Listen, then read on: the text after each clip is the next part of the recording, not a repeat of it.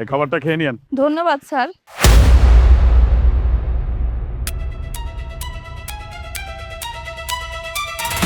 আমার মা বোন ভাতিজি রাস্তায় বসে ভিক্ষা করছে।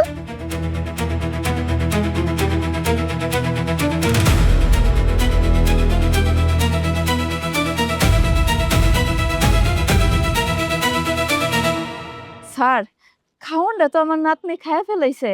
খাওনটা তো ঝোটা হয়ে গেছে। আপনি তো এটা আর খাইতে পারবেন না। না না, আমি আপনাদের খাবার নিতে আসছি না। বরং আপনাদের যদি ক্ষুধা বেশি লেগে থাকে তাহলে আমাকে বলতে পারেন, আমি আপনাদেরকে রেস্টুরেন্টে নিয়ে যাচ্ছি।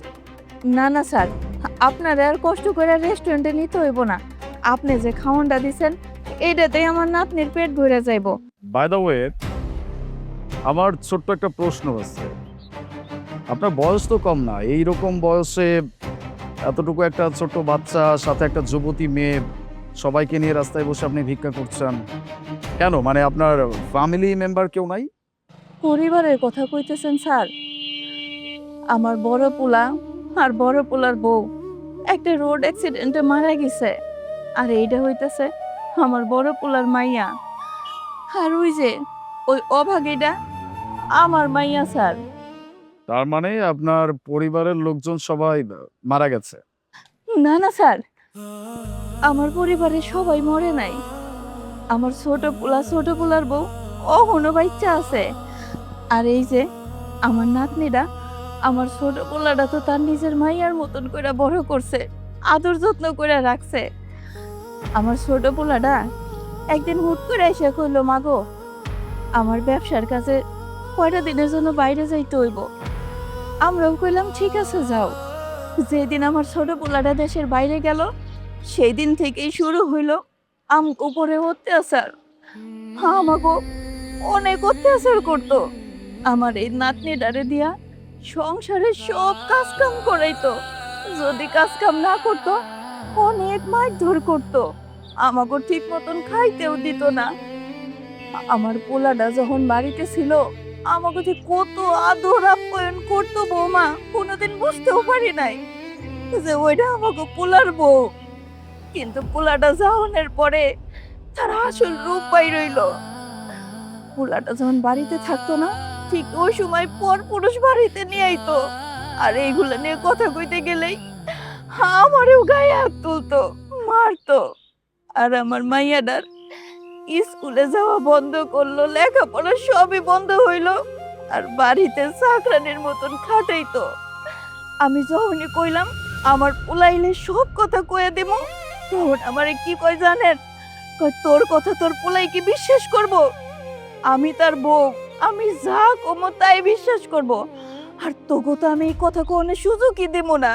তোর পোলা বাড়িতে আসার আগেই তোকে আমি এই বাড়ির থেকে বাইর করে দিব। জানেন স্যার, ঠিক তাই করলো। আমাকে তিনজনে ওই বাড়ির থেকে এক কাপড়ে না খাইতে দিয়া বাড়ি থেকে বাইর করে দিছে। বের হলো বাড়ি থেকে। আর কোনোদিন যেন তোকে আর তোর মেয়ে আর এই তোর নাতনিকে কোনোদিন যেন আমার বাড়ির 30 সীমানা না দেখি। বৌমা, আমাদেরকে এইভাবে ধাক্কা দিয়ে বের করে দিচ্ছ। আমি আমার নাতনিরে নিয়ে আর আমার এই মেয়েরে নিয়ে আমি কই যাব?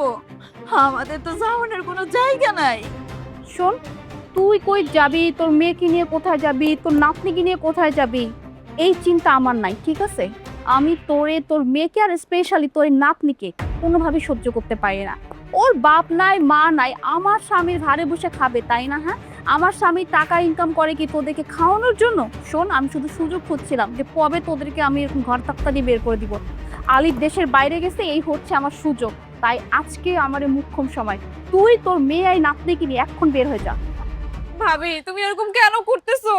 তুমি একবার বোঝার চেষ্টা করতেছো না আমরা কোথায় যাব, কিভাবে থাকবো, কি খাবো? ভাবি প্লিজ এরকম করো না, এতটা নির্দয় তুমি হয়ো না। এই শোন, তুই তোর মাকে নিয়ে আর এই যে তোর ভাতিজি রাস্তায় গিয়ে মর, আমার দেখার বিষয় না। আর এই যে মা, আপনাকে বলছি চুপচাপ এখন এখান থেকে বেরিয়ে যান, তা না হলে কিন্তু সিকিউরিটি গার্ড ডেকে একটা ধাক্কা দিয়ে বের করে দিব, তখন কিন্তু মান সম্মান আর কিছুই থাকবে না আপনাদের। বের হন। বৌমা, তুমি যে আমাদের সাথে এরকম খারাপ ব্যবহার করো আমরা কিন্তু কোনো সময় আমার ছেলেরে বলি নাই। তবে এখন যে তুমি আমাদেরকে ঘাড় ধাক্কা দিয়ে বাড়ির থেকে বের করে দিচ্ছ, এই কথাটা যদি আমার আলিপে জানে, তোমার কি অবস্থা হইব তুমি কি একটা বারের জন্য বোঝার চেষ্টা করছো? শোন বুড়ি, তুই যদি তোর ছেলেকে বলার দুঃসাহসও করিস না, তাহলে তোর ছেলেকে না খাবারে বিষ মিশিয়ে খাইয়ে একদম মেরে ফেলবো। এখন তুই চিন্তা কর, তুই কি তোর ছেলেকে কিছু বলবি নাকি বলবি না? না না বৌমা, আমি মা হয়ে কোনোদিনও চাইবো না আমি বাইসে থাকতে আমার ছেলে এই দুনিয়ার থেকে বিদায় নিক। আমি কোনোদিনও তোমাদের সংসারে আসবো না। আমি আমার নাতনি আর আমার এই মেয়েরে নিয়ে যেই দিকে দুই চোখ যায় আমি সেই দিকে চলে যাবো। তবুও তুমি আমার ছেলেটারে কোনো ক্ষতি করো না, ক্ষতি করো না। চল।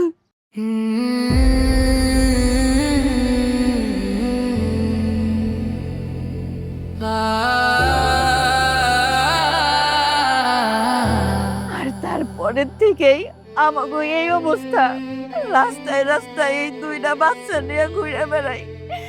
যদি কেউ কিছু খাইতে দেয় তাইলে আমরা খাই, না খাইতে দিলে পানি খাই। এই দুইজনে নিয়ে আমি থাকি স্যার। বুঝতে পারছি, ঘটনাটা শুনে বেশ খারাপ লাগলো। আচ্ছা, আপনি তো মাত্র বললেন যে আপনার ছোট ছেলে আপনাদেরকে খুব ভালোবাসতো, তাহলে আপনি তো চাইলেই সবকিছু আপনার ছোট ছেলেকে জানাইতে পারতেন। আমি কেমনে জানাবো স্যার, আমার কাছে তো মোবাইল নাই। আর তাছাড়া আমার পোলার বউ আমারে কইছে কোন রকম ভাবে যদি আমার পোলার কান পর্যন্ত এই কথা যায়, আমার পোলাই যদি জানে, আমার পোলারে নাকি খাওয়ানোর সাথে বিষ মিশাইয়া মাইরা ফেলাইবো। আর আমি মা হয়ে তো কোনোদিনও যাবো না আমার পোলাটা মইরা যাক। তাই স্যার জানেন, ওই যে উপরে একজন আছে না, তার উপরেই সব ছাইড়া দিছি। এই দুনিয়াটা তো গোল, কোনো না কোনো দিন আমার পোলা আমাকে ঠিকই খুঁজা বাইর করবো, ঠিকই খুঁজা বাইর করবো। একদম ঠিক বলছো মা, দুনিয়াটা গোল। চাচু, ভাইয়া,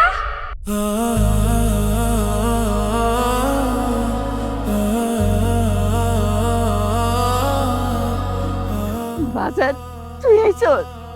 কতগুলো দিন হয়ে গেছে তোরে আমি দেখি না।